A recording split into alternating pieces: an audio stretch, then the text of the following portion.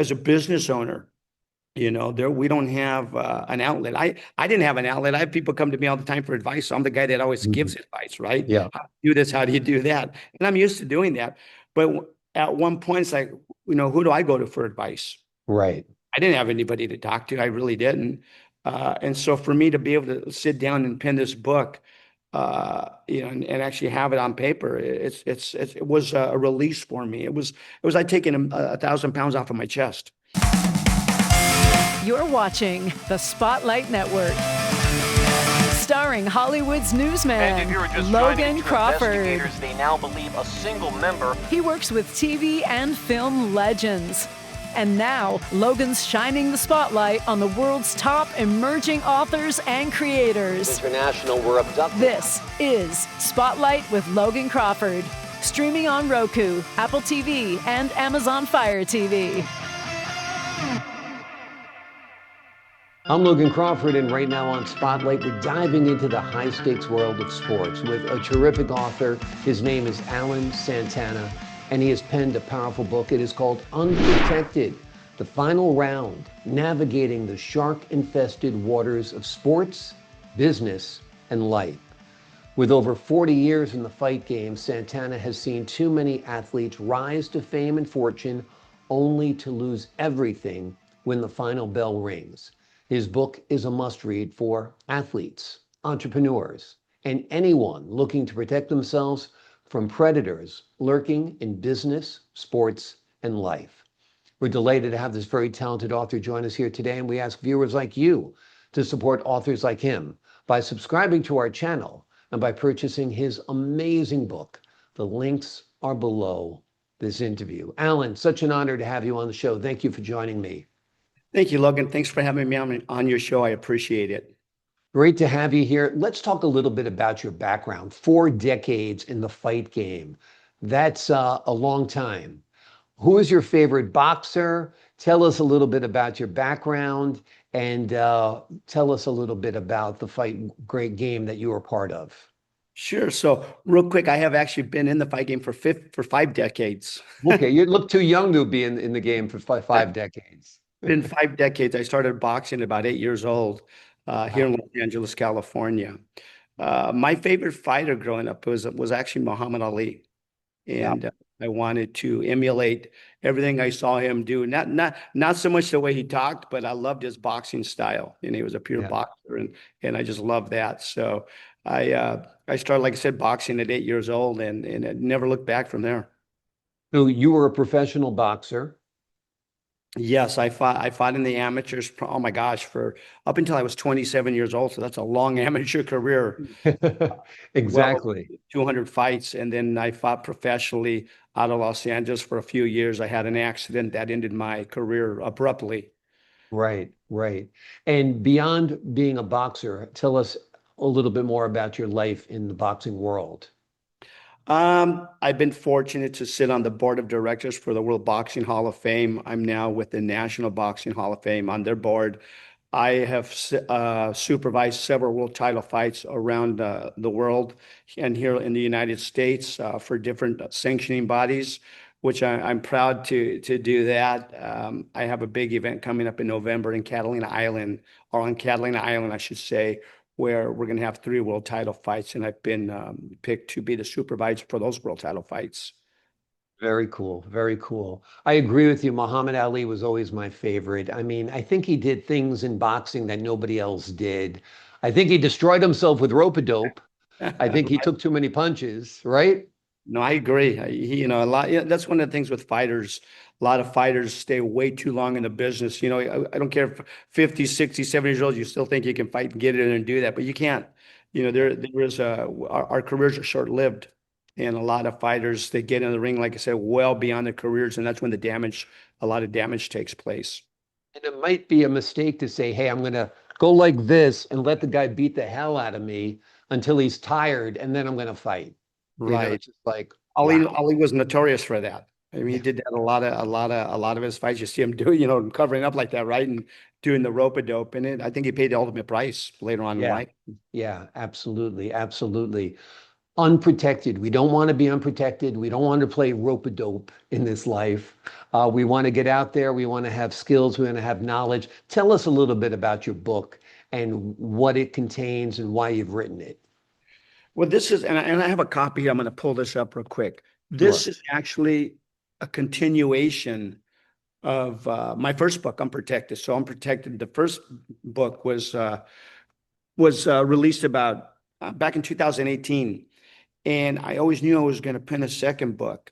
And I just saw again a need to educate fighters in all athletes throughout, in all genres of sport, because you hear of these athletes that go broke. They make millions of dollars, and in some cases they don't make millions of dollars. They get hurt before their careers even take off. I was a prime example of that.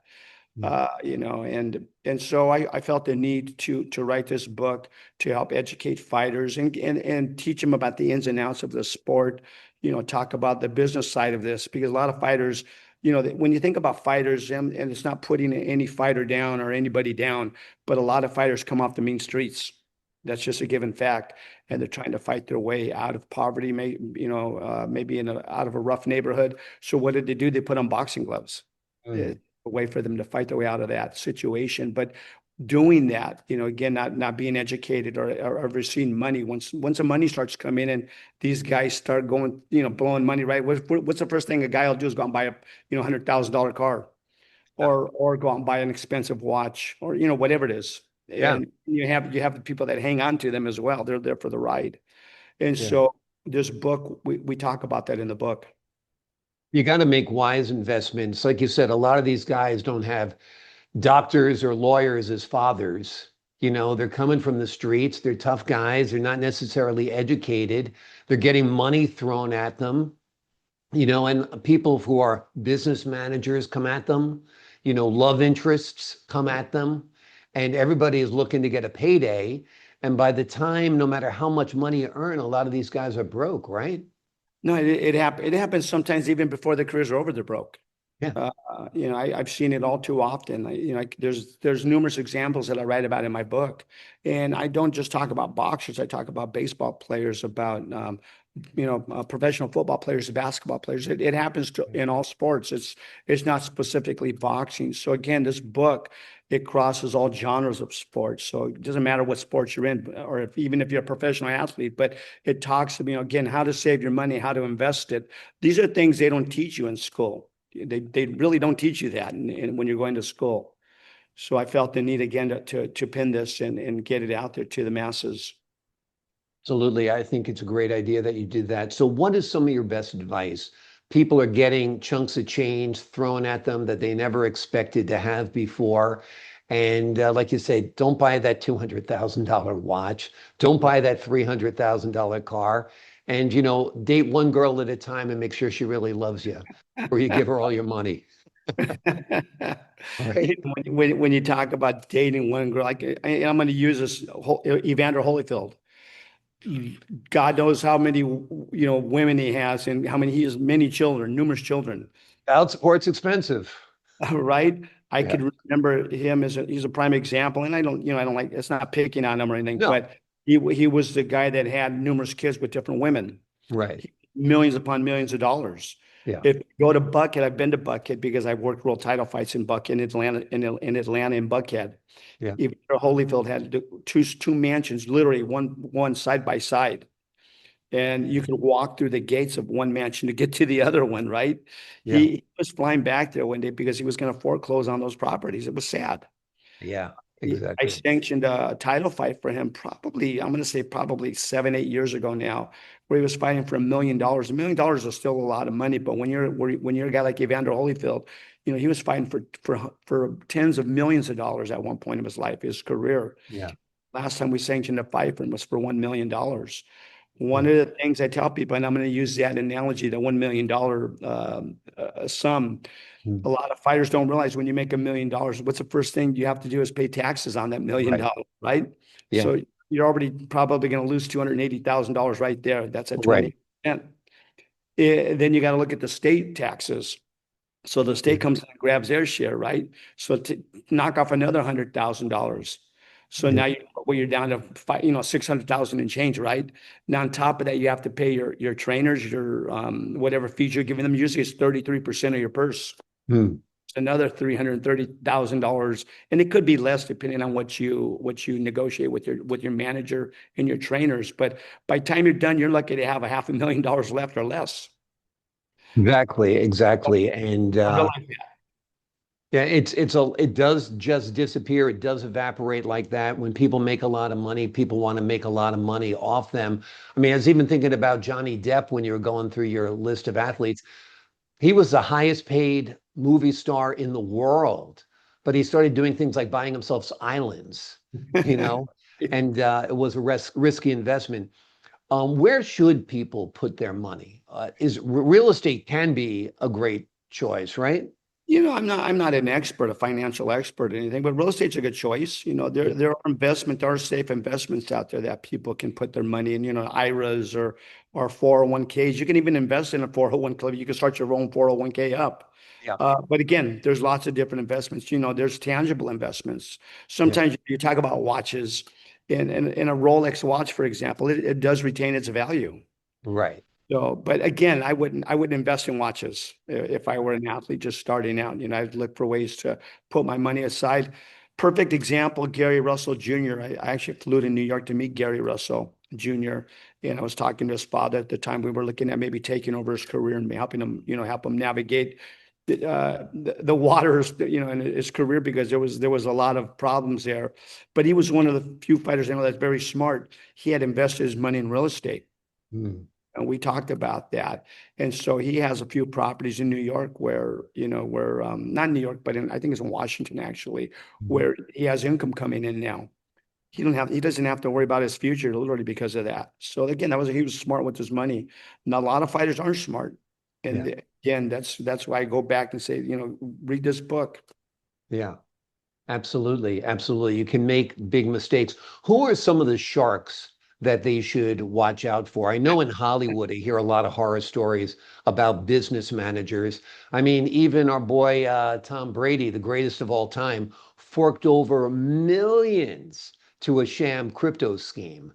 I mean, so we have to all be careful. There are numerous sharks out there, but tell us about some of the sharks you feel people should watch out for. In the fight world, and again, I'm going to use this particular promoter, Al Heyman. Mhm. He manages probably well over 100 fighters in his stable. Mhm. He puts those fighters on his cards.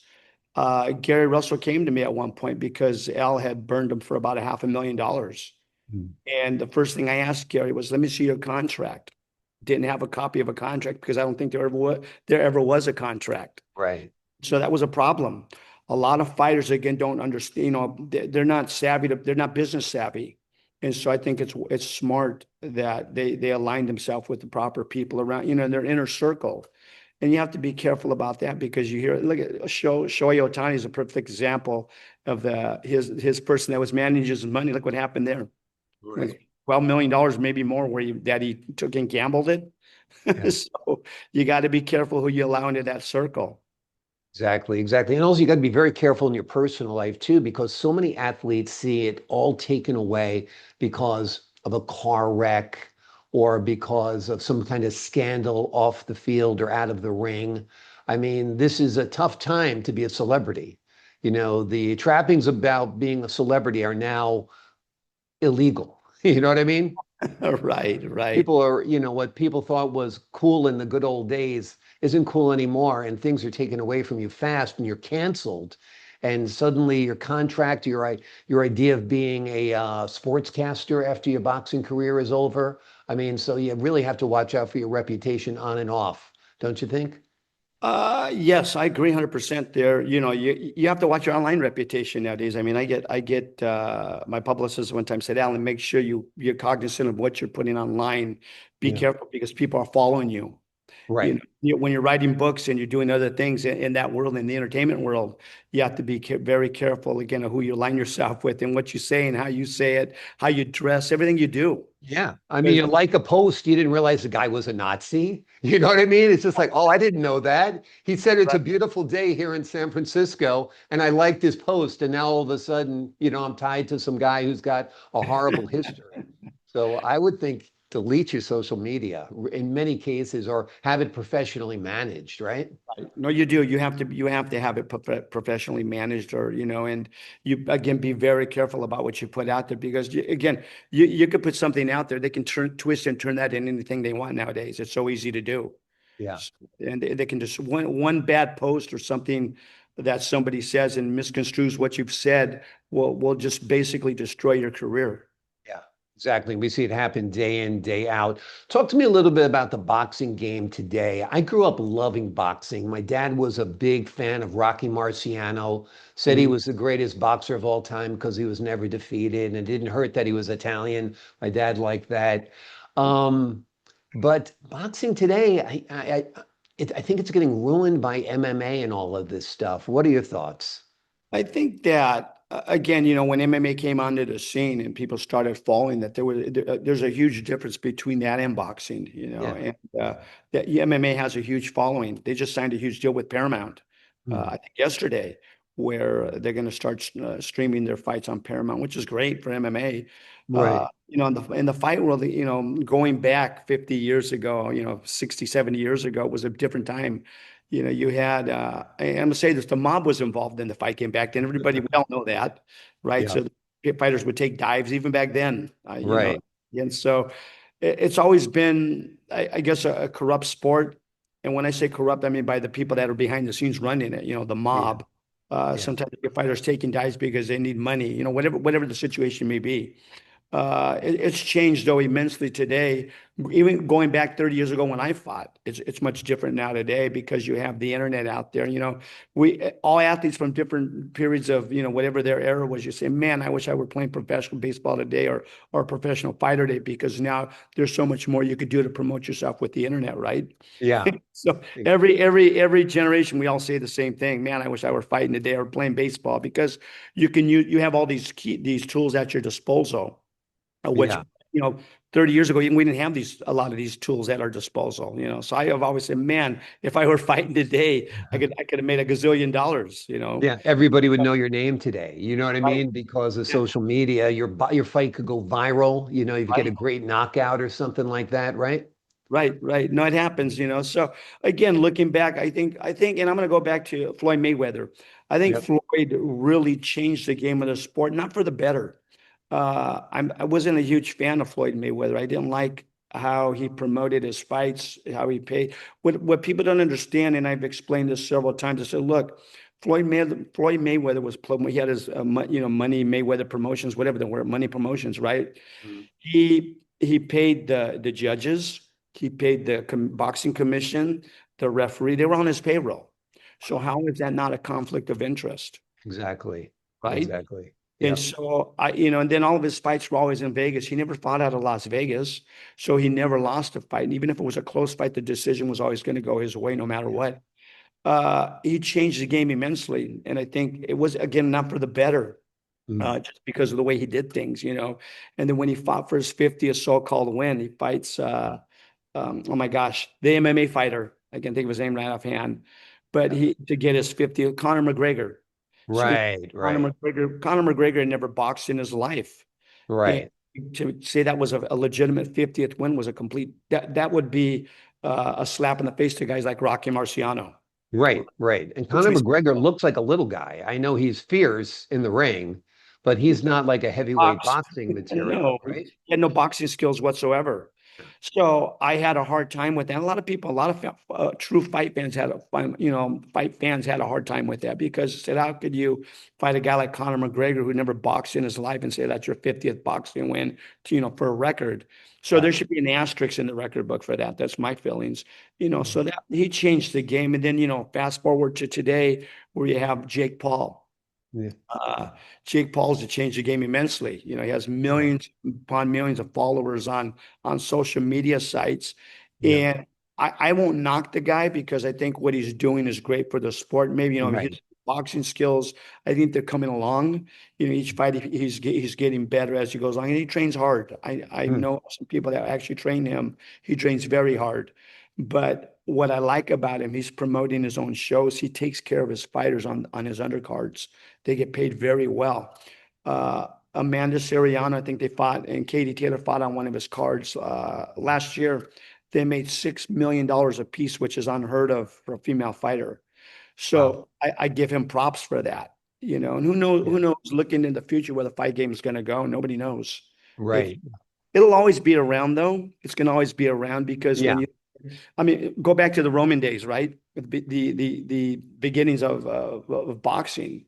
Mhm. Uh, it's been around forever. It's going to still survive no matter what happens. Yeah, yeah. And like you said, he is contributing. He's getting, Paul is getting people who are younger, who aren't that familiar with boxing into the game a little bit. You were saying Exactly. he's great to the people on his card. He's also great to his opponents. He was pretty, he took it easy on Iron Mike there, right? I think he did. Yeah, he I could think he have. could have clobbered him at that point. I mean, People say, well, Mike was holding back, but I'm 60. I'll be 64 years old. mm, I could still work out, and I could look great in front of a heavyweight for hitting glove catch mitts for a few minutes. right. Problem. Get in the ring and try to do that for 3 minutes or even 15 minutes. It's not the same. So No. what people don't understand is, especially if you're not a fighter, when you're trying to throw a punch and you're almost 60 years old, Yeah. you don't have the same reflexes, you don't have the same speed. So people say, oh, he was holding back. Well, no, I don't think he was holding back. He just didn't have he wanted to throw the punch. He just couldn't, they wouldn't come. It's like pulling a trigger. Yeah. He Yeah. pulled the trigger, as the Yeah. saying goes. So As I much think as we try to fool ourselves up here that age doesn't matter, unfortunately, it does. it Particularly in matters a lot. boxing, which is probably the toughest sport of all. What do you think of? I liked him as a champ, and he didn't get any respect, as Rodney Dangerfield used to say. I like that 6'11" Irishman, the Irish Traveler, who was boxing for a while. I Yes. for, I forget his He's a name. heavyweight. He's Yeah, still around. Oh my gosh, name's on the tip of my tongue. yeah, But again, there was a guy that he had mental issues. I don't think a lot of people realize that he had some mental issues and he was dealing with mental problems. And to be able to overcome those mental issues and to be able to train and still fight, yeah, I think he did well. He did very well. He's also a very generous person with his money. yeah, Does a lot for people outside with charity and helping people. Now, you hear a lot of naysayers come back and say, oh, he shouldn't do that. Well, he's well off enough that he can do that and it's not going to hurt him financially. So, exactly. I always say props to him for doing that. For me, and I think a lot of us, I love giving back. Yep. That's my way of, writing books and having charities and doing whatever I do, outside of the boxing world. I love giving back. And for somebody like that to do that, it's amazing that he's doing that. And again, you shouldn't knock somebody for that. Yeah. And he's got a very humble background. He's an Irish traveler, which are basically the Irish equivalent of gypsies. Right. So, it's nice that he's given back to his community, no doubt. Now you have to respect that. Manny Pacquiao. There's another great fighter that gives a lot. People say, oh, he's broke. He'll never go broke. He's made so much money, and he's smart with his money. He's able to give money away, to build homes for people in the Philippines, and to do a lot of other things. So again, I look up to people like that. And I have the most just an immense respect for them because I know what that takes to do that. And hats off to him. God bless him. Yeah, absolutely. There's been some boxers who have really made an impact in this world, and we remember them, no doubt. Sugar Ray Leonard always made an impression with me that he fought with a detached retina, which was crazy, right? Do you remember that fight he had? One of his fights, and I forget what fight it was, but he got hit and his retina was detached. I don't think he fought after that because there was a possibility that if he fought with a detached retina, even though it healed over time, that if it happened again, you could go blind. Yeah. That's one of the things a lot of people don't understand or realize. So Sugar Ray, great fighter, was a great ambassador for the sport. He was actually inducted into the National Boxing Hall of Fame. I think it was last year, maybe 2 years ago now, but what a wonderful, wonderful, humble human being. And I have to say that just the nicest man you'd ever want to meet. Absolutely, absolutely. Let's focus a little bit again on your books. The two books. Book number one is called what? That one's Boxing, Business, and Life. Okay. So that book again, I went through and I went through and I had chapters. I mean, instead of using chapters, I went round one through round 12. I thought that would be a nice catchy thing to Yeah. do. And so, I have my introduction in the book, and then I go into the rounds, which are chapters, and I talk about how to dress, how to speak, how to take care of your money, what Mm, the role of a manager is, what the role of a trainer is, how to incorporate yourself because you're an entity. A lot of mhm. athletes don't understand that you are an entity. You're in business for yourself, especially in the fight game. So Yeah. those are things that you should do. And so I put that in that book. In my second book, I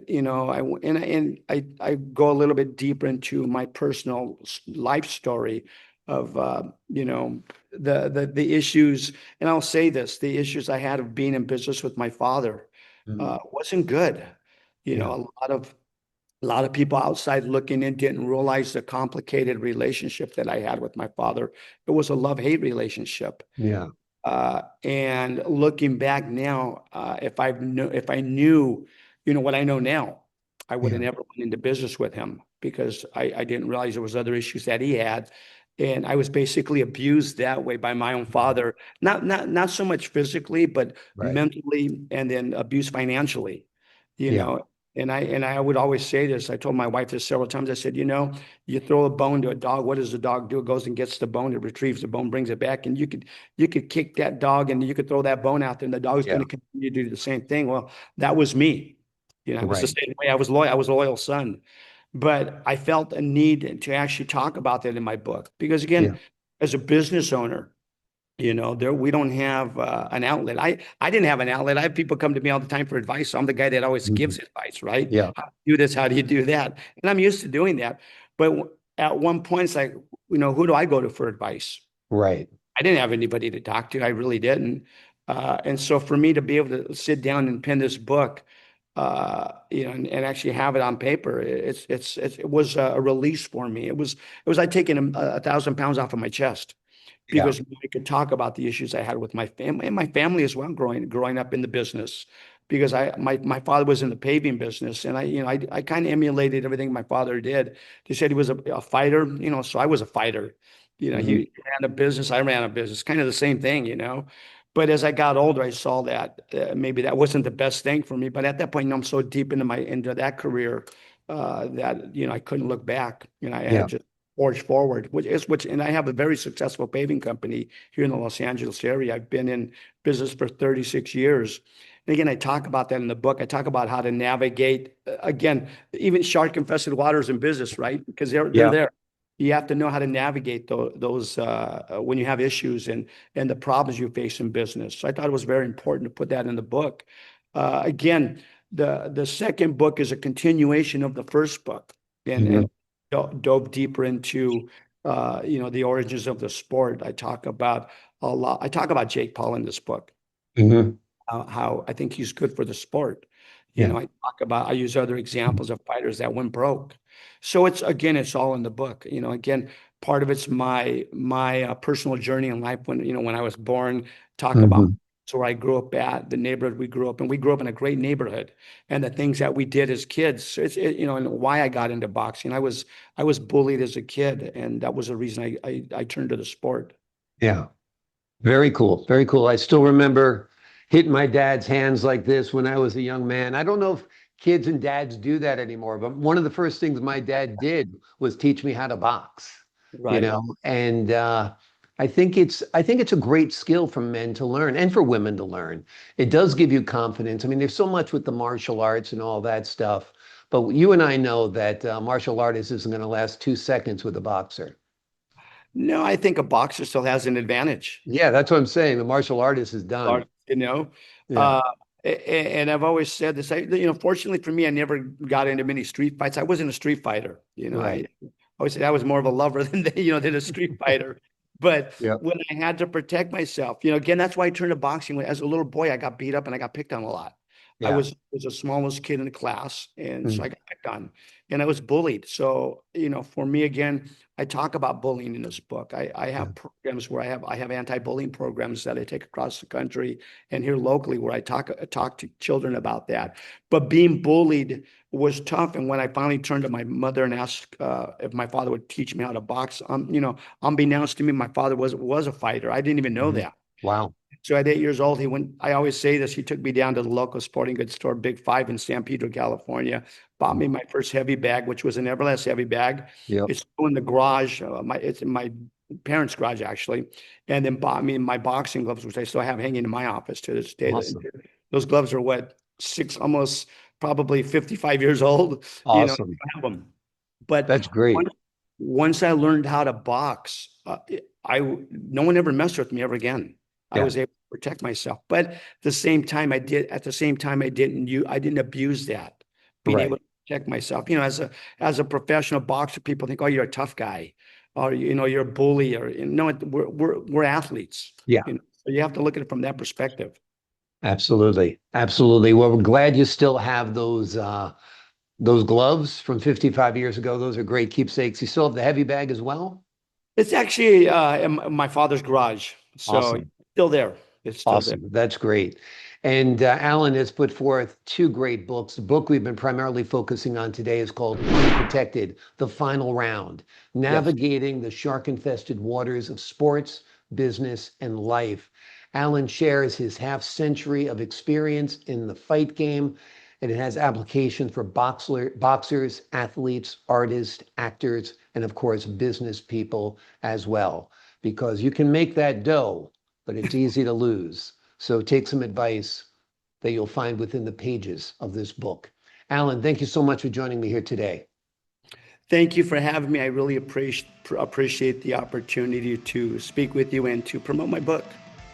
Great having you on the show. I appreciate your insight, your wisdom, your candor, and your wit. To the folks at home, I'm Logan Crawford, thanking you for your time this time. Until next time on Spotlight.